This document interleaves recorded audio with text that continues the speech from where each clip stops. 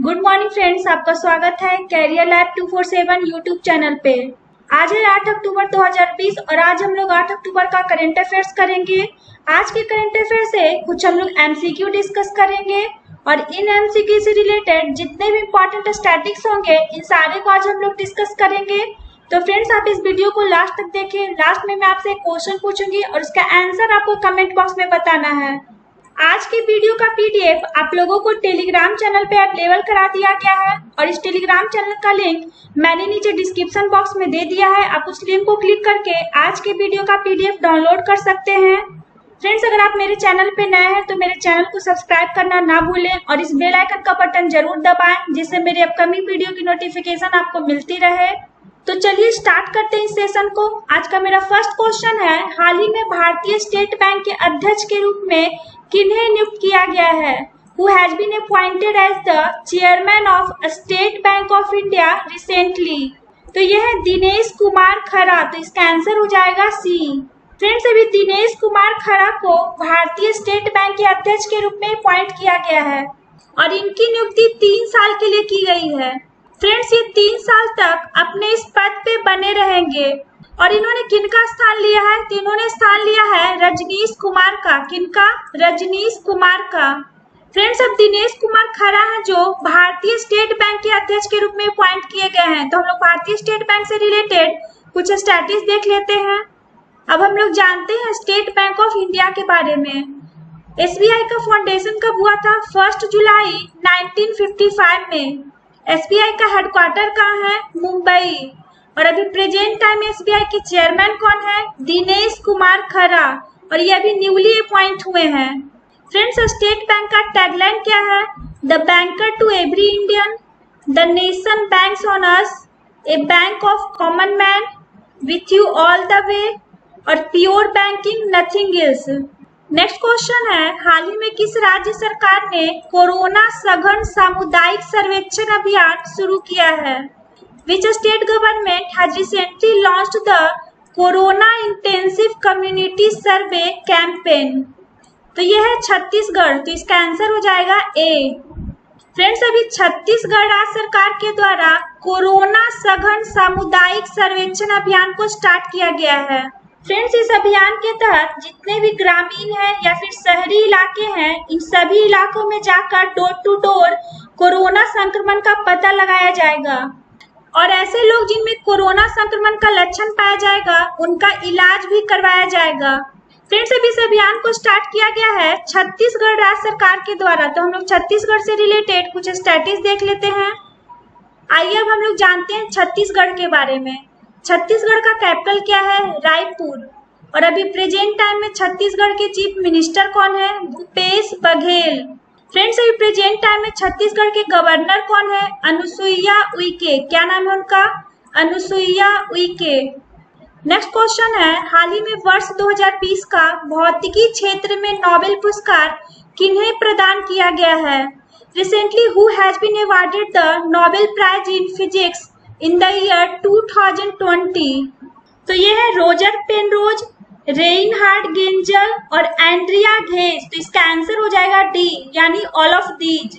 Friends, इस बार का जो भौतिकी क्षेत्र में नोबेल पुरस्कार प्रदान किया गया है इसको 2 पार्ट में डिवाइड किया गया है, जिसमें से ब्लैक होल की उत्पत्ति सापेक्षता के समान सिद्धांत का एक मजबूत पूर्वानुमान खोज के लिए रोजर पेनरोज को ये पुरस्कार दिया गया है और अन्य 2 अर्थशास्त्री जिनका नाम है रेइनहार्ड गेंजल और एंड्रिया घेज, इन दोनों को पुरस्कार मिला है गैलेक्सी के केंद्र में सुपर मैसिव कॉम्पैक्ट ऑब्जेक्ट की खोज के लिए।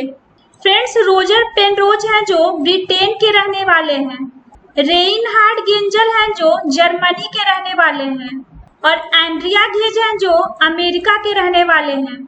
फ्रेंड्स, अक्सर एग्जाम में नोबेल पुरस्कार से डिफरेंट वेज में क्वेश्चन पूछा जाता है। सिंपली वे में आपको पूछ दिया जाएगा कि भौतिकी क्षेत्र में नोबेल पुरस्कार किन्हें प्रदान किया गया है, या फिर पूछा जा सकता है कि भौतिकी क्षेत्र में जो नोबेल पुरस्कार इन 3 अर्थशास्त्रियों को मिला है ये कहाँ से बिलोंग्स करते हैं। फ्रेंड्स, इस क्वेश्चन का ऐसे भी पूछा जा सकता है कि इन्हें जो नोबेल पुरस्कार मिला है किस खोज के लिए मिला है। तो आपको इन सारे सवालों के लिए प्रिपेयर रहना है। नेक्स्ट क्वेश्चन है, हाल ही में भारत ने किस देश के सीटवे बंदरगाह के परिचालन के लिए अपनी सहमति व्यक्त की है?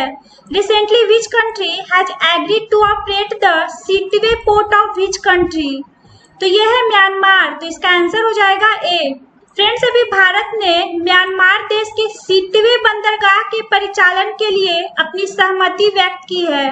फ्रेंड्स, पिछले सेशन में हम लोगों ने डिस्कस किया था कि सेना प्रमुख जनरल MM नरवणे म्यांमार देश के 2 दिवसीय यात्रा पे गए हुए हैं और इसी यात्रा के दौरान भारत ने म्यांमार देश के सीटवे बंदरगाह के परिचालन के लिए अपनी सहमति व्यक्त की है और इस बंदरगाह का परिचालन 2021 की पहली तिमाही में किया जाना है। इस क्वेश्चन से रिलेटेड हम लोग कुछ स्टैटिस्टिक्स देख लेते हैं। फ्रेंड्स, ये है म्यांमार का मैप और म्यांमार का नेबर कंट्री कौन कौन सा है? इंडिया, चाइना, लाओस और थाईलैंड। आइए अब हम लोग जानते हैं म्यांमार के बारे में। फ्रेंड्स, म्यांमार का कैपिटल क्या है? नेपिडा। म्यांमार की करेंसी क्या है? क्यात। म्यांमार का लैंग्वेज कौन सा है? बर्मीज। और अभी प्रेजेंट टाइम में म्यांमार की प्रेसिडेंट कौन है? Win Myint. फ्रेंड्स, अभी प्रेजेंट टाइम में म्यांमार के स्टेट काउंसलर कौन है? आंग सान सू की। नेक्स्ट क्वेश्चन है, हाल ही में the very extremely most naughty असुर टेल्स फॉर किड्स शीर्षक बाल पुस्तक किसने लिखी है? Who has recently written a children's book titled The Very Extremely Most Naughty असुर टेल्स फॉर किड्स? तो यह है आनंद नीलकांतन, तो इसका आंसर हो जाएगा डी। फ्रेंड्स, अभी आनंद नीलकांतन जी के द्वारा इस बाल पुस्तक को लिखा गया है और इसका नाम क्या है? The very extremely most naughty असुर टेल्स फॉर किड्स। फ्रेंड्स, मैं हमेशा से बोलती हूँ, जब भी कोई क्वेश्चन बुक से रिलेटेड आता है तो आपको इसमें 2 चीजें याद रखनी है। पहला है आपको उस बुक का नाम याद रखना है और दूसरा है उस बुक के राइटर कौन है, उनका नाम याद रखना है। नेक्स्ट क्वेश्चन है, हाल ही में नागर विमानन सुरक्षा ब्यूरो के महानिदेशक के रूप में किन्हें नियुक्त किया गया है? Recently who has been appointed as the director general of civil aviation security bureau? तो यह है MA गणपति, तो इसका आंसर हो जाएगा बी। फ्रेंड्स, अभी MA गणपति को नागर विमानन सुरक्षा ब्यूरो के महानिदेशक के रूप में अपॉइंट किया गया है और ये उत्तराखंड कैडर के 1986 बैच के IPS अधिकारी हैं। फ्रेंड्स, पहले इस पद पे राकेश अस्थाना थे, जिन्हें अगस्त में सीमा सुरक्षा बल के महानिदेशक के रूप में अपॉइंट किया गया था और तब से ये पद खाली था और अब MA गणपति को नागर विमानन सुरक्षा ब्यूरो के महानिदेशक के रूप में अपॉइंट किया गया है। नेक्स्ट क्वेश्चन है, हाल ही में भारतीय तटरक्षक बल के किस अपतटीय गश्ती पोत का जलावतरण किया गया है? Which offshore patrol vessel of Indian Coast Guard has been launched recently? तो यह है विग्रह, तो इसका आंसर हो जाएगा ए। फ्रेंड्स, अभी भारतीय तटरक्षक बल के विग्रह अपतटीय गश्ती पोत का जलावतरण किया गया है और इस गश्ती पोत का जलावतरण किया गया है तमिलनाडु में चेन्नई के कट्टुपल्ली बंदरगाह पर। फ्रेंड्स, जब हम बात करते हैं अपतटीय गश्ती पोत की, तो ये पोत लंबी दूरी की सतह के जहाज होते हैं जो हेलीकॉप्टरों से लैस होते हैं। फ्रेंड्स, इन गश्ती पोत का कार्य होता है समुद्री सीमाओं में निगरानी करना।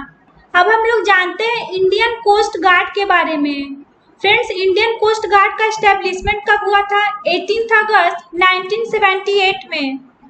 इंडियन कोस्ट गार्ड का हेडक्वार्टर कहाँ है? न्यू दिल्ली। और अभी प्रेजेंट टाइम में इंडियन कोस्ट गार्ड के डायरेक्टर जनरल कौन है? कृष्णस्वामी नटराजन। क्या नाम है उनका? कृष्णस्वामी नटराजन। नेक्स्ट क्वेश्चन है, हाल ही में किस राज्य सरकार ने डिजिटल सेवा सेतु कार्यक्रम की घोषणा की है? Which state government has recently announced the digital सेवा सेतु प्रोग्राम? तो यह है गुजरात, तो इसका आंसर हो जाएगा सी। फ्रेंड्स, अभी गुजरात राज्य सरकार के द्वारा डिजिटल सेवा सेतु कार्यक्रम का घोषणा किया गया है। इस कार्यक्रम को मेनली रूप से ग्रामीण इलाकों के लिए स्टार्ट किया गया है। फ्रेंड्स, इस कार्यक्रम के तहत जितने भी नागरिक होंगे वो पंचायत स्तर पे विभिन्न लोक कल्याण सेवाओं का लाभ उठा पाएंगे। फ्रेंड्स, इस कार्यक्रम के अकॉर्डिंग गुजरात के गांव को 100 Mbps ऑप्टिकल फाइबर नेटवर्क से जोड़ा जाएगा। इसमें ग्राम पंचायत स्तर पे लगभग 20 प्रकार की सेवा अवेलेबल कराई जाएगी और फ्रेंड्स, इन सेवाओं को नागरिक मात्र 20 रुपए में प्राप्त कर पाएंगे और इन सेवाओं में शामिल होगा डुप्लीकेट राशन कार्ड, आय का प्रमाण पत्र, वरिष्ठ नागरिक का प्रमाण पत्र और जाति का प्रमाण पत्र। फ्रेंड्स, इन सेवाओं के लिए पहले इन्हें गांव के बाहर जाना पड़ता था, लेकिन अब इस सेवा को प्रोवाइड कर दिए जाने से अब इन्हें बाहर नहीं जाना पड़ेगा। इस क्वेश्चन से रिलेटेड हम लोग कुछ स्टैटिस्टिक्स देख लेते हैं। फ्रेंड्स, ये है गुजरात का मैप और गुजरात का नेबर स्टेट कौन कौन सा है? राजस्थान, मध्य प्रदेश और महाराष्ट्र। गुजरात का नेबर यूनियन टेरिटरी कौन सा है? दमन और दीव और दादरा और नागर हवेली। फ्रेंड्स, गुजरात का नेबर कंट्री कौन है? पाकिस्तान। आइए अब हम लोग जान लेते हैं गुजरात में कौन कौन से रिवर हैं। नर्मदा, ताप्ती, सरस्वती और माही रिवर। फ्रेंड्स, यहाँ कौन कौन सा फेस्टिवल सेलिब्रेट किया जाता है? नवरात्रि उत्सव, रण उत्सव, शामलाजी मेला, बौथा मेला और काइट फेस्टिवल। गुजरात का फेमस फोक डांस कौन कौन सा है? भवई, डांडिया, गरबा, पढ़र और टिपानी। नेक्स्ट क्वेश्चन है, हाल ही में क्वाड देशों के विदेश मंत्रियों की बैठक कहाँ आयोजित की गई है? Where has the meeting of the foreign ministers of the Quad countries been held recently? तो यह है टोक्यो, तो इसका आंसर हो जाएगा ए। फ्रेंड्स, अभी हाल ही में क्वाड देशों के विदेश मंत्रियों का बैठक का आयोजन किया गया है और इसका आयोजन कहाँ किया गया है? जापान के टोक्यो में किया गया है। फ्रेंड्स, क्वाड देश में 4 देश शामिल हैं और वो कौन कौन से देश हैं? पहला है यूएसए, दूसरा है जापान, तीसरा है इंडिया और चौथा है ऑस्ट्रेलिया। ये चारों देश ही क्वाड देश में शामिल हैं और इन्हीं देशों के विदेश मंत्रियों की बैठक का आयोजन किया गया है जापान के टोक्यो में। फ्रेंड्स, ये क्वाड देशों के विदेश मंत्रियों का दूसरा बैठक है और इसका जो पहला बैठक का आयोजन किया गया था 2019 में। फ्रेंड्स, इस बैठक में कोविड महामारी को लेकर अंतर्राष्ट्रीय स्तर पे क्या क्या चैलेंज है और इससे उबरने के लिए क्या क्या प्रयास किए जाने चाहिए, इन सभी मुद्दों पे विचार विमर्श किया गया है। इस क्वेश्चन से रिलेटेड हम लोग कुछ स्टैटिस्टिक्स देख लेते हैं। अब हम लोग जानते हैं जापान के बारे में। जापान का कैपिटल क्या है? टोक्यो। जापान की करेंसी क्या है? येन। और अभी प्रेजेंट टाइम में जापान के प्राइम मिनिस्टर कौन है? योशिहिडे सुगा। फ्रेंड, जापान का लेजिस्लेचर का नाम क्या है? National diet. नेक्स्ट क्वेश्चन है, हाल ही में शिक्षा मंत्रालय ने कब से राज्यों और केंद्र शासित प्रदेशों को स्कूल खोलने के लिए गाइडलाइन जारी किया है? Since when has the Ministry of Education recently issued guidelines to states and union territories to open schools? तो यह है 15 अक्टूबर, तो इसका आंसर हो जाएगा बी। फ्रेंड्स, अभी शिक्षा मंत्रालय के द्वारा एक गाइडलाइन जारी किया गया है और ये गाइडलाइंस स्कूल खोलने के लिए है। इस गाइडलाइंस के अकॉर्डिंग जितने भी राज्य और केंद्र शासित प्रदेश में स्कूल हैं, इन सारे स्कूल को 15 अक्टूबर से खोला जाना है। साथ ही साथ स्कूल खोलने को लेकर शिक्षा मंत्रालय के द्वारा कुछ रूल और रेगुलेशन भी जारी किए गए हैं और फ्रेंड्स, इस रूल और रेगुलेशन को राज्यों और केंद्र शासित प्रदेशों को काफी सख्ती से पालन करना है। फ्रेंड्स, इस रूल और रेगुलेशन में स्कूलों की सफाई पूरी अच्छी तरह से की जानी चाहिए और टाइम टू टाइम इसे सैनिटाइज भी किया जाना चाहिए और साथ ही साथ लोगों को सोशल डिस्टेंसिंग मेंटेन करके रहना पड़ेगा। फ्रेंड्स, शिक्षा मंत्रालय के द्वारा छात्रों को 2 ऑप्शन दिया गया है। इसमें पहला ऑप्शन है छात्र अपने माता पिता की लिखित सहमति से स्कूल आ सकते हैं और दूसरा ऑप्शन ये है कि वे बिना स्कूल आए ही अपनी पढ़ाई ऑनलाइन जारी रख सकते हैं। नेक्स्ट क्वेश्चन है, हाल ही में केंद्र सरकार ने रिजर्व बैंक के एमपीसी में नए सदस्य के रूप में किन 3 अर्थशास्त्रियों को नियुक्त किया है? Recently, which 3 economists have been appointed by the central government as new members in the Reserve Bank's MPC? तो यह है professor Ashima Goyal, Jayant R Varma, doctor Shashank Bhide. तो इसका आंसर हो जाएगा डी, यानी ऑल। फ्रेंड्स, इन्हीं 3 अर्थशास्त्रियों को केंद्र सरकार ने रिजर्व बैंक के एमपीसी में नए सदस्य के रूप में अपॉइंट किया है और इनकी नियुक्ति के लिए कमेटी गठित की गई थी और इस कमेटी की अध्यक्षता की थी तरुण बजाज ने। फ्रेंड्स, जब हम लोग बात करते हैं एमपीसी की यानी मॉनेटरी पॉलिसी कमेटी, जिसको हम लोग हिंदी में बोलते हैं मौद्रिक नीति समिति। फ्रेंड्स, इस कमेटी में 6 मेंबर होते हैं, जिसमें से 3 मेंबर होते हैं जो भारतीय रिजर्व बैंक के अधिकारी होते हैं और जो अन्य 3 मेंबर होते हैं उन्हें भारत सरकार के द्वारा नामित किया जाता है और जिन्हें भारत सरकार के द्वारा नामित किया जाता है वो एक्सटर्नल मेंबर होते हैं और वो यही 3 मेंबर अभी अपॉइंट किए गए हैं। फ्रेंड्स, इस मॉनेटरी पॉलिसी कमेटी का पदेन अध्यक्ष होता है आरबीआई का गवर्नर, जो अभी वर्तमान में शक्तिकांत दास हैं और जो बाकी के जो 2 सदस्य बच गए हैं उनका नाम है डॉक्टर मृदुल के सागर और डॉक्टर माइकल देवव्रत पात्रा। तो फ्रेंड्स, आपको इस क्वेश्चन से इतना चीज याद रखना है। अब हम लोग जानते हैं आरबीआई के बारे में। आरबीआई का फुल फॉर्म क्या होता है? Reserve bank of India. इसका फाउंडेशन कब हुआ था? 1 अप्रैल 1935 में। आरबीआई का हेडक्वार्टर कहाँ है? मुंबई। और अभी प्रेजेंट टाइम में आरबीआई के गवर्नर कौन है? शक्तिकांत दास और ये आरबीआई के 25th गवर्नर हैं। फ्रेंड्स, आरबीआई के डिप्टी गवर्नर कौन कौन है? श्री बीपी कनुंगो, श्री महेश कुमार जैन और doctor MD Patra. Next question है, हाल ही में नजीब तारकई का निधन हो गया है, उनका संबंध था।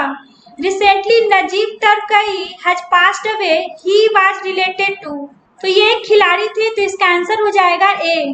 फ्रेंड्स, अभी अफगानिस्तान के दाएं हाथ के बल्लेबाज नजीब तारकई का निधन हो गया है और इनका निधन एक सड़क दुर्घटना में हो गया है। फ्रेंड्स, इन्होंने अफगानिस्तान के लिए 12 T20 अंतर्राष्ट्रीय मैच खेला था। तो फ्रेंड्स, आपको इनका नाम याद रखना है। इनका क्या नाम था? नजीब तारकई और ये अफगानिस्तान के बल्लेबाज थे। इस क्वेश्चन से रिलेटेड हम लोग कुछ स्टैटिस्टिक्स देख लेते हैं। अब हम लोग जानते हैं अफगानिस्तान के बारे में। अफगानिस्तान का कैपिटल क्या है? काबुल। अफगानिस्तान की करेंसी क्या है? अफगानी। अफगानिस्तान का लैंग्वेज कौन सा है? पाश्तो और दारी। और अभी प्रेजेंट टाइम में अफगानिस्तान के प्रेसिडेंट कौन है? अशरफ गनी। फ्रेंड्स, अफगानिस्तान के पार्लियामेंट का क्या नाम है? National assembly. नेक्स्ट क्वेश्चन है, हाल ही में कार्तिकेश्वर पात्रा का निधन हो गया है, उनका संबंध था। Recently Kartikeswar Patra has passed away, he was related to. तो ये पूर्व सांसद थे, तो इसका आंसर हो जाएगा डी। फ्रेंड्स, कांग्रेस नेता और पूर्व सांसद कार्तिकेश्वर पात्रा का निधन हो गया है। ये काफी लंबे समय से बीमार चल रहे थे और अभी हाल ही में इनका निधन हो गया है। फ्रेंड्स, इन्हें बालासोर जिले के भोगराई निर्वाचन क्षेत्र से 3 बार ओडिशा विधानसभा के लिए चुना गया था। तो फ्रेंड्स, आपको इनका नाम याद रखना है। इनका क्या नाम था? कार्तिकेश्वर पात्रा और ये पूर्व सांसद थे। नेक्स्ट क्वेश्चन है, हाल ही में निशानेबाज यशस्विनी सिंह देसवाल ने कौन से अंतर्राष्ट्रीय ऑनलाइन निशानेबाजी प्रतियोगिता में गोल्ड मेडल जीता है? Recently shooter Yashaswini Singh Deswal has won the gold medal in which international online shooting competition. तो यह है 5th, तो इसका आंसर हो जाएगा बी। फ्रेंड्स, अभी निशानेबाज यशस्विनी सिंह देसवाल ने 5वीं अंतर्राष्ट्रीय ऑनलाइन निशानेबाजी प्रतियोगिता में गोल्ड मेडल जीता है और इन्होंने गोल्ड मेडल जीता है 10 मीटर एयर पिस्टल स्पर्धा में। अब हम लोग लास्ट वीडियो का क्वेश्चन का आंसर देख लेते हैं। हम लोग का क्या क्वेश्चन था? हाल ही में फिजियोलॉजी या मेडिसिन 2020 में किन्हें नोबेल पुरस्कार देने की घोषणा की गई है? Recently who has been announced the Nobel prize in physiology और मेडिसिन 2020? तो यह है Harvey J Alter, Charles M Rice और माइकल ह्यूटन, यानी इसका आंसर हो जाएगा डी। फ्रेंड्स, इन्हीं तीनों को फिजियोलॉजी या मेडिसिन 2020 में नोबेल पुरस्कार दिए जाने का घोषणा किया गया है और इन्हें ये पुरस्कार मिला है हेपेटाइटिस सी वायरस की खोज के लिए। फ्रेंड्स, किसी को भी नोबेल पुरस्कार प्रदान किया जाता है तो उसे किस खोज के लिए नोबेल पुरस्कार दिया जा रहा है, ये याद रखना काफी इम्पोर्टेंट है। ये अक्सर एग्जाम में पूछा जाता है। मोस्ट ऑफ स्टूडेंट्स ने इस क्वेश्चन का आंसर सही बताया है, तो आप लोग इसी तरह रेगुलर क्वेश्चन का आंसर दिया कीजिए। आप लोगों के लिए आज का क्वेश्चन है, हाल ही में किस राज्य के मशहूर मिर्च डले खुर्सीनी को जीआई टैग मिला है? Recently which states famous chilli डले खुर्सीनी गॉट जीआई टैग? तो इसका ऑप्शन है मणिपुर, नागालैंड, मेघालय और सिक्किम। तो इसका आंसर आपको कमेंट बॉक्स में बताना है। फ्रेंड्स, मेरा ये वीडियो आपको कैसा लगा मुझे कमेंट बॉक्स में कमेंट करके जरूर बताएं, और अगर आपको ये वीडियो अच्छा लगा हो तो इसे लाइक और शेयर जरूर करें। Thanks for watching.